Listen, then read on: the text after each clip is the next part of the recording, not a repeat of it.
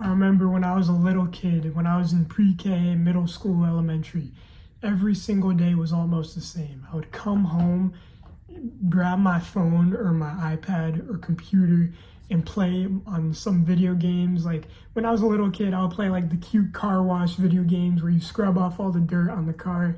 And I would play that for like 3 hours straight as soon as I got back from pre-K or as soon as I got back from my elementary school. I would play Minecraft. I would play RuneScape. I never played RuneScape, but I'm just saying that because I know that's a popular game that people used to play. But the thing is, I would just come home and get on the game from 4 p.m. to 9 p.m. until my parents called me to spend time with them. And when my parents called me to spend time with them, my answer was always the same. 5 more minutes. 5 more minutes, mommy. 5 more minutes. I'll come in 5 minutes. My game's almost over.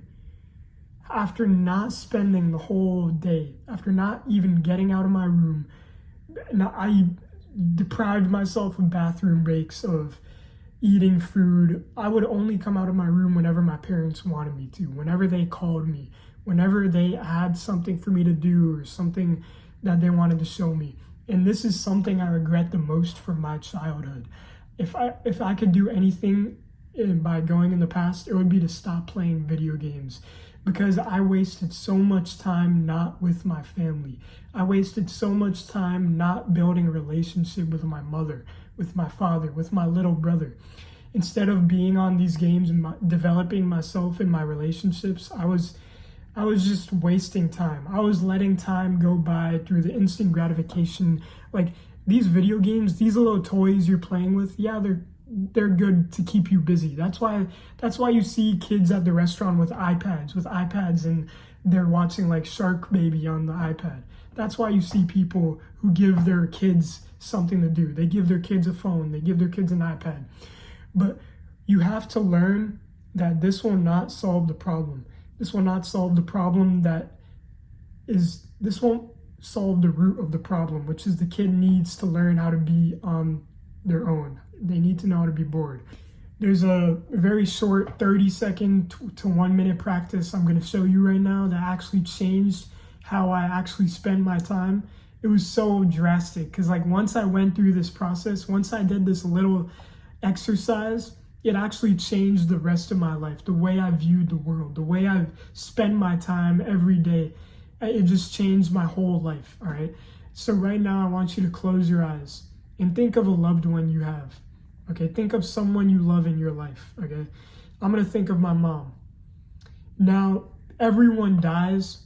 Your mother will die. Your father will die. Your brother will die. Everyone you know will die at some point. So now I want you to imagine being at your loved one's funeral.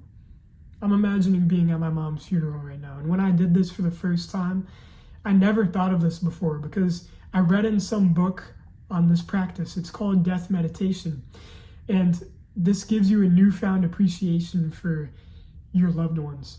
So I want you to think about all the places where your mother would be or wherever your loved one would be in your house. I'm thinking of the places where my mom usually sits whenever she's like in the house, whenever she comes home from work. She's having a cup of coffee, she's sitting on her bed, she's taking a nap in the same couple of places in my house. She's cooking me food, she's preparing my lunch, she's taking me to school every day. She's sitting with the cats in the living room.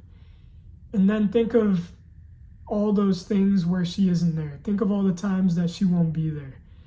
Think of the time where she won't be there to make your lunch. Think of the time she won't be there to make you food, give you company. It brings tears to your eyes. Like the first time I did this, I kind of like cried. And then just think like, wow, my mom is still alive. My mom is actually still alive right now. Why don't I just go enjoy her presence right now before it's too late in the future? Because the future is coming. Eventually, everyone will die, okay? But if you take advantage of now, you won't have regrets later.